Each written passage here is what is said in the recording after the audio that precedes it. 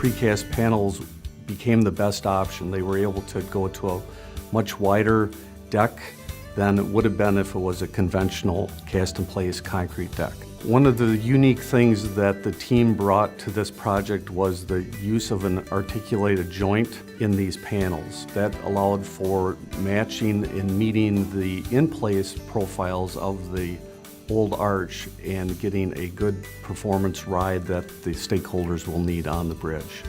Precast was judiciously used for widening this historic arch bridge.